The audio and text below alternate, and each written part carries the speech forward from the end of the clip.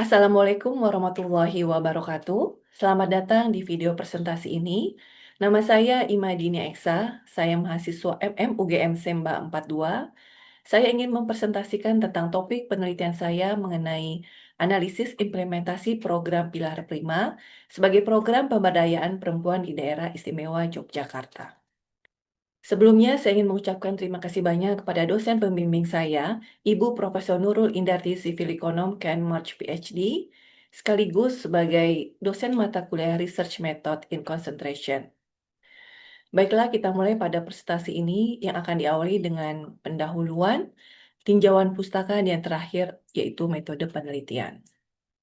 Kita masuk pada latar belakang. Kita semakin sadar bahwa pembangunan tidak hanya berfokus pada pertumbuhan ekonomi, tetapi juga memperhatikan dimensi sosial dan keadilan. SDG 5 kesetaraan gender menjadi salah satu pilar utama dalam pembangunan berkelanjutan yang mengedepankan pemberdayaan perempuan. Namun, meskipun ada kemajuan, di DIY peran perempuan dalam kepemimpinan desa masih sangat terbatas. Berdasarkan data DPMK DIY tahun 2023, hanya sekitar 18% perempuan yang menduduki posisi kepemimpinan di desa. Padahal perempuan memiliki potensi besar dalam pembangunan komunitas yang lebih inklusif dan berkelanjutan. Untuk menjawab tantangan ini, pemerintah DIY mengembangkan program Desa Mandiri Budaya yang bertujuan untuk memperkuat peran budaya dalam pemberdayaan masyarakat desa.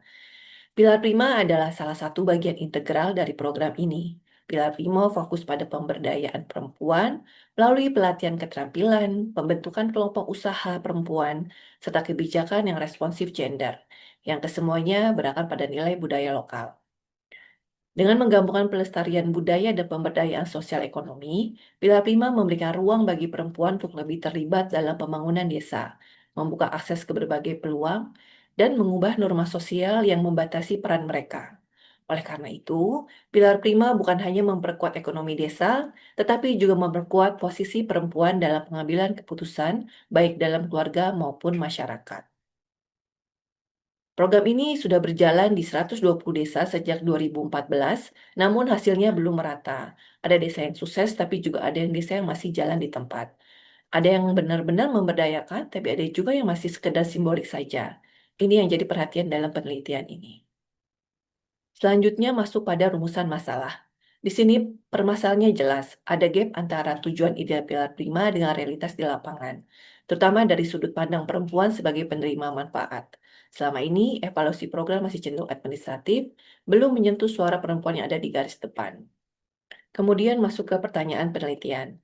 Jadi ada dua pertanyaan besar yang akan diajukan, yaitu yang pertama, bagaimana implementasi program Pilar Prima sebagai strategi pemberdayaan perempuan di tingkat desa di DIY berdasarkan faktor-faktor kunci yang mempengaruhi keberhasilan dan tantangan dalam pelaksanaannya. Kemudian yang kedua, apa saja faktor sosial budaya dan kelembagaan yang mendukung dan menghambat pelaksanaan Pilar Prima berdasarkan pandangan pemangku kepentingan dalam pengalaman perempuan di desa. Kita masuk pada tujuan penelitian.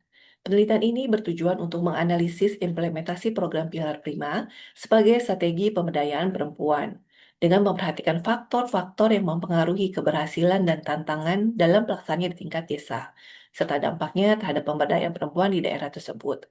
Yang kedua yaitu mengidentifikasi dan menganalisis faktor sosial budaya dan kelembagaan yang mendukung dan menghambat pelaksanaan Pilar Prima berdasarkan pandangan pemangku kepentingan dan pengalaman perempuan penerima manfaat untuk memperoleh pemahaman lebih mendalam tentang dinamika program pemberdayaan perempuan. Selanjutnya, manfaat penelitian. Secara akademik, penelitian ini memperkaya diskusi tentang pemberdayaan perempuan berbasis komunitas. Dan secara praktis, hasil riset ini bisa jadi acuan konkret bagi pemerintah, khususnya DPM KDIY dan komunitas lokal untuk membenahi desain program agar lebih inklusif dan kontekstual.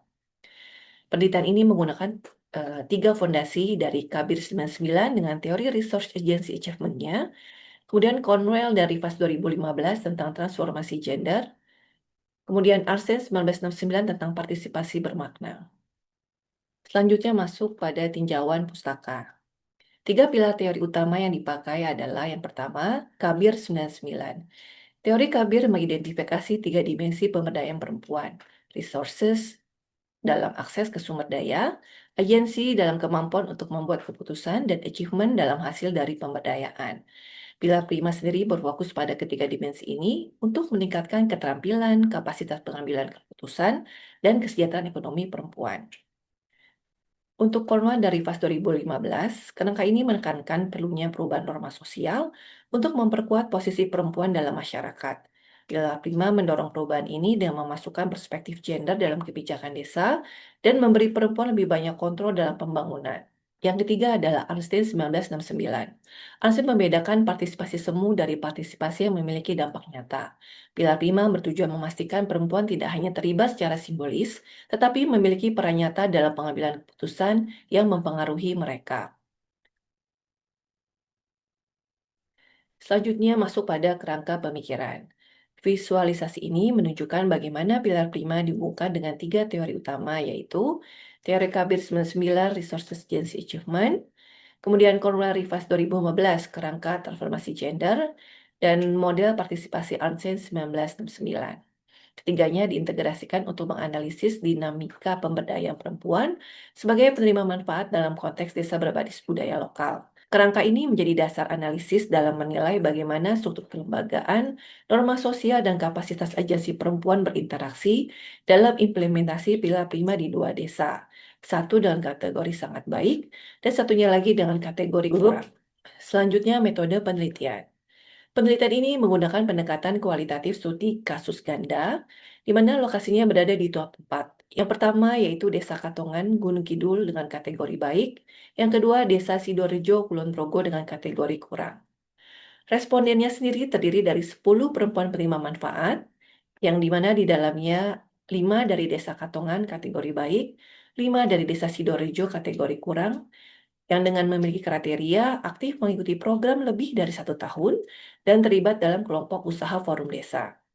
Responden yang kedua yaitu kepala desa dengan jumlah 2 orang, yang ketiga pendamping program DPMKDIY 2 orang, dan tokoh masyarakat sebanyak 2 orang. Kemudian teknik pengumpulan data. 3 teknik pengumpulan data menggunakan triangulasi. Yang pertama, wawancara mendalam dengan pertanyaan semi terstruktur. Yang kedua, observasi partisipatif di forum musrenbang dan kegiatan pelatihan.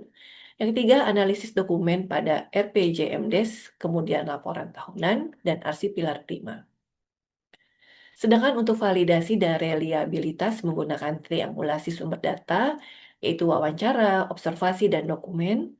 Kemudian face validity, di mana mengirimkan pertanyaan yang akan dikonsultasikan kepada akademis atau expert untuk meningkatkan validitas. Yang ketiga yaitu interpreter reliability, apakah diperlukan pihak lain atau asumsi sudah dilakukan selama bimbingan.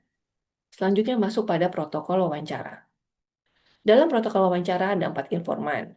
Informan yang pertama yaitu perempuan penerima manfaat, di mana pertanyaan diajukan berfokus pada pengalaman pribadi, persepsi terhadap perubahan peran sosial, kendala yang dihadapi, dan sejauh mana mereka merasa diberdayakan melalui program. Yang kedua yaitu kepala desa. Pertanyaan seputar kebijakan, komitmen, dan persepsi kelembagaan desa terhadap isu gender dan pilar prima. Yang ketiga yaitu pendamping desa. Pertanyaan lebih mengeksplorasi tentang strategi pelaksanaan, hambatan di lapangan, dan dinamika fasilitas komunitas. Dan yang terakhir yaitu tokoh masyarakat, di mana pertanyaan lebih menggali perubahan norma sosial, penerimaan masyarakat terhadap partisipasi perempuan, dan dinamika relasi kuasa lokal. Semua pertanyaan dirancang fleksibel, namun tetap mengacu pada kerangka teori Kabir dan Arnstein agar data yang dikumpulkan bisa terstruktur sekaligus reflektif. Kurang lebihnya seperti ini proposal tesis yang saya ajukan. Harapannya proposal ini dapat diterima dan tesis saya dapat berjalan dengan lancar dan juga bisa bermanfaat. Dan akhirnya saya Imadinia Eksa undur diri dan terima kasih.